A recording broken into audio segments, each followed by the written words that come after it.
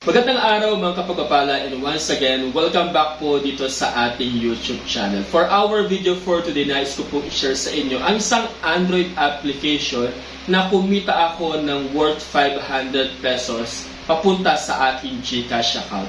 And actually, dito sa application na ito, hindi po ito yung first time na ako po ay mag-request ng payout gamit ang application na ito.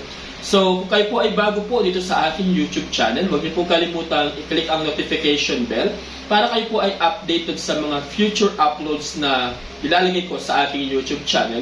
At sa ating video for today, huwag niyo po kalimutan na kayo ay mag-like, mag-iwan na rin po kayo ng comment regarding sa masasabi po ninyo regarding sa ating tutorial for today. So, huwag na po natin patagalin at make it sure po na inyo pong tapusin ang ating video for today para malaman ninyo ang buong sistema ng Android application na gagawan po natin ng review for today. Ang pangalan po pala ng application na gagawan po natin ng tutorial or review for today, walang iba kundi ang Mileo. So mapapansin po ninyo dito sa aking pinaka-main dashboard, meron na po akong accumulated in totality na 94,889 points. So ibig sabihin po, yung 94,889 points po, yun po ang overall na mga points na naipon ko mula nung ako ay magsimula po dito sa Mileo. And as of the recording of this video, mapapansin po ninyo na meron na lamang po akong available na 2,277 points at yan ay merong 15% boost.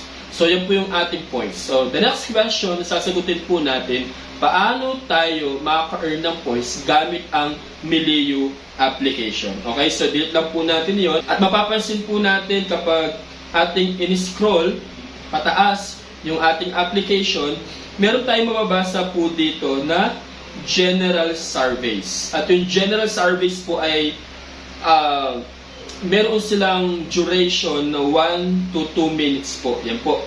At pwede tayong maka-earn ng 50 points gamit yung pagsagot po natin ng general survey. So hindi na po ako sasagot ng mga general surveys para sa ating video for today dahil iiwasan po natin yung mas mahabang video sa ating tutorial for today. Pero bibigyan ko kayo ng halimbawa dito sa ating tutorial ngayon na sasagutin po natin yung short survey po gamit ang Mileo application. So mapapansin po natin dito, meron tayong mga category like hot topic, meron tayong quiz, at yung mga topic na iyan at mga quizzes po ay nag-range po sila from 5 to 15 points. At sa mga nakaraan po, meron pa nga po ako na-encounter na nagkakahalaga ng mga 50 points po gamit yung mga short quiz or short survey dito sa Mileo application. So paano ba natin sasagutin yung mga short survey dito sa application nito? But anyway, bago tayo mag-proceed sa pagsagot ng mga survey po natin, is make it sure that you're going to answer this question with honesty. Napakahalaga po na tayo po ay sumagot ng merong katapatan dito sa mga survey na ito dahil based doon sa algorithm niya is tinitingnan po niya kung gaano tayo kabilis sumagot doon sa ating mga survey. At minsan po kapag hindi po nagmamatch yung ating sagot from the previous answer po natin is kadalasan merong suspension na nangyayari po. So ganun kahalaga na magkaroon tayo ng honesty sa pagsagot po natin dito sa mga survey ni Mileo application po. So itry lang po natin yung isang hot topic dito. Mapapansin po natin doon sa pinakabandang taas. Ito po, no? Dito sa hot topic, hindi po natin sasagutin lahat yan. So ito lang po yung question dito sa hot topic. The line between celebrities and social media influencers seems to be blurring. What trend in celebrity culture do you find most interesting or concerning? So mapapansin po natin, hinihingi po nila yung opinion natin. Yung first option natin, the rise of reality TV stars, celebrities launching their own lifestyle brands and product lines, the pressure on celebrities and influencers to maintain a perfect image on social media, at pang-apat na option po natin is I don't really care. So pipili lang po kayo ng inyong sagot based on your feelings dito po sa Mileo survey. So let us say napili natin yung the pressure on celebrities and influencers to maintain a perfect image on social media. Pagka choose po natin doon, i-click lang natin yung done at maglo-loading lang po siya ng napakabilis lang po nung loading na iyan. So ito na po yung result noon. So merong 15%, merong 23%, merong 30%, tsaka merong 32%. But anyway po, walang maling sagot dito sa mga short surveys na ito. After that, click lang po natin yung done, and then click natin yung back to home. So mapapansin po natin meron tayong additional na plus 5 points po, plus 1 doon sa 15% boost po natin. So click natin yung back home, and then mag-try tayo ng isa pa. I-try natin itong hot topic na mayroong 16 points. Okay, click lang po natin iyon. And then, doon tayo sa may 16 points. Ito po yung question niya. What is the most annoying thing your colleague could do to you in an office? Number 1 is steal your food from the pantry, use your stationery without your permission, talk loudly, sit at your desk, leave a mess in the office. But again, based on feelings po natin ito, so click lang natin yung leave a mess in the office, and then click lang natin yung done. And after that, same procedure, click lang natin yung done. Pag nakita na natin yung mga results, and click natin yung back home. So subukan pa natin yung isa. But anyway, ito po, strict boost unlock. Enjoy extra points when you complete surveys, hot topic polls, quizzes for a week. So mapapansin po natin, every time na tayo po ay masipag magsagot ng mga survey dito, nagkakaroon ng boosting. So ibig sabihin, ini-increase ng milieu application yung ating potential to earn bawat survey na sinasagot po natin. So mahalaga din po yung kasipagan dito sa pagsagot sa application nito. So click lang natin okay. So meron pang another 16 points dito, pero piliin natin yung 11 points. So foldable phones are becoming more popular. Would you consider switching to a foldable phone for your next upgrade? So depende po sa choice nyo. I already own one. Yes, definitely considering it. Maybe. No, I prefer non-foldable phone. So sa akin po is pipiliin ko yung yes, definitely. I considering it. And once again, ipapakita po ulit yung resulta ng mga poll na ginawa regarding dito, yung percentage, and this is not so important po regarding dito, pero pwede tayo magbasa ng article regarding doon sa result. Pwede natin basahin yung read more. Pero kung hindi nyo babasahin, that's fine.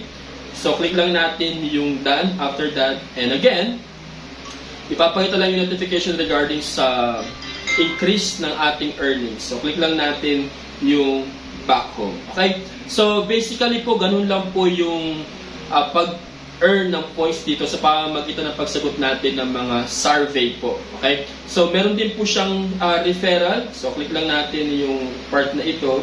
So tingnan natin yung part kung saan pwede tayong mag-refer po. Okay? So refer a friend dito sa more. So pag click natin yung refer a friend and earn points, for each friend that signs up with us and complete 7 surveys, you will earn an additional 500 points. They will earn 500 points too. So kung gusto nyo madagdagan kagad ng additional 500 points ang inyong earning dito, ilalagay ko po sa ating description box yung ating link as well as yung ating referral code para kapag kayo ay nakasagot ng 7 surveys ay madadagdagan ng additional 500 points ang inyong points dito po sa Milieu Survey. So click lang natin yung back at ipapakita ko po sa inyo sa next part kung ano yung mga partners ni Milieu para tayo po ay makapag-request ng payout. So nandiyan po yung SM voucher at ang minimum requirements dyan ay 11,500 points. Sa Pure Gold, makakakuha tayo ng 200 pesos at ang points na kinakailangan ay 11,500. Dito naman po sa Lazada, mapapansin po natin na nangangailangan siya ng 12,500 points kapalit ng 200 pesos Lazada e-wallet. Sa Jollibee naman po, kapalit ng 200 voucher, kailangan natin ng 12,500 points. Sa Grab, kailangan natin ng 13,000 points kapalit ng 200 pesos. Meron din po siya sa Paymaya na nagkakahalaga ng 15,000 points kapalit ng 200 pesos Paymaya e-wallet credit. Sa Grab po, kapalit ng 300 pesos, kinakailangan ng 15,500 points. At kung titingnan po natin sa pinakababa, ito na po yung mga natitira.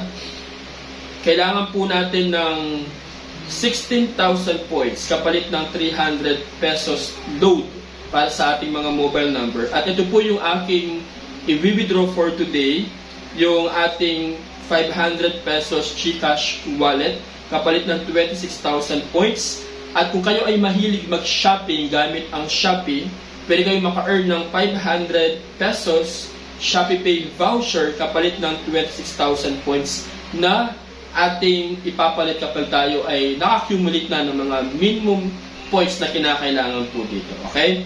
So para tayo po ay makapag-withdraw, meron akong pre-recorded video na aking po i-share sa inyo dahil mapapansin niyo 2,317 points na lang po. Kasi kaya ko ginawa yung pre-recorded video po ay kinakailangan po kasing maghintay pa ng 3 to 5 days bago ipapadala yung link kung saan po tayo pwedeng mag-withdraw gamit ang Milio application. So ipapakita ko po sa inyo yung video. Alright, so ito po yung video. So i-play lang po natin siya. Okay? So nasa homepage ako, meron akong 28,277 points. Sa pinakababa po, no? Yan, kinlik ko yung GCash, kinlik ko yung claim. Alright, so i-click lang natin yung claim sa part na ito. And then ilagay po natin yung phone number na nakaregister kung saan ipapadala yung ating reward po. And even yung ating GCash account. Pagka-click po nung ating phone number, click lang po yung submit. And then, ibabalidate po nila pagka-click natin ng submit. So, please ensure, no, natin yung mga bagay na iyan. So, your reward is on its way. So, yan po yung pre-recorded video na aking ginawa sa nakaraan para sila po ay magpadala ng link doon sa ating cellphone number. Pangalawa doon sa ating email address kung saan tayo nag-register dito sa Milio application.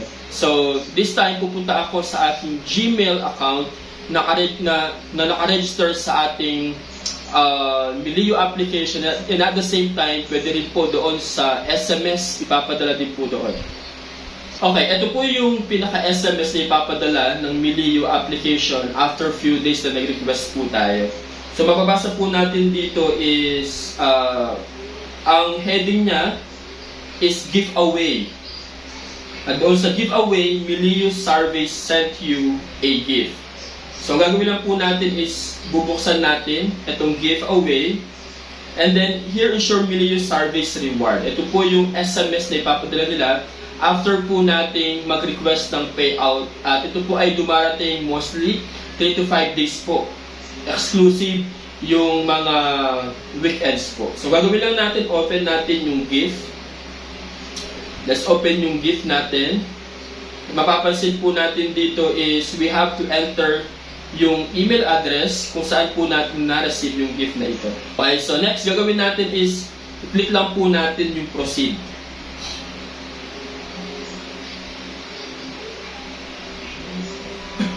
Alright? So, here is your Milio Service Reward. It is for GCash Wallet Top Up. Nagkakalaga po siya ng 500 pesos. Ang gagawin lang po natin is i-click po natin yung use. Okay? So, nandito po yung ating e-gift code. And then, nakakailangan po siya ng registered GCash mobile number. Tapos, i-retype lang natin siya. And then, yung contact email address natin. And then, i-click lang po natin yung by redeeming, I agree to the terms and conditions and confirm the accuracy of the information provided. So, input lang po natin yung hinihingi niya. Alright, so kapag na-input nyo na po lahat ng hinihingi ng Milio application, click lang natin yung redeem.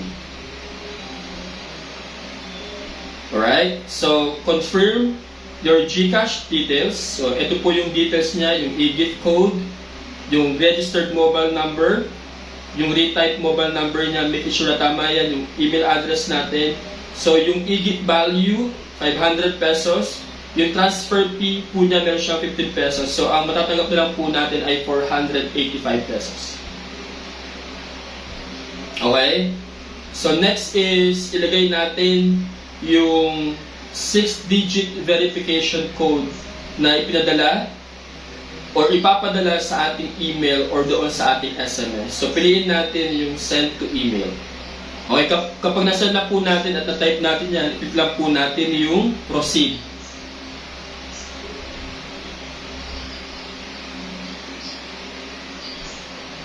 Wait lang natin siyang mag-loading.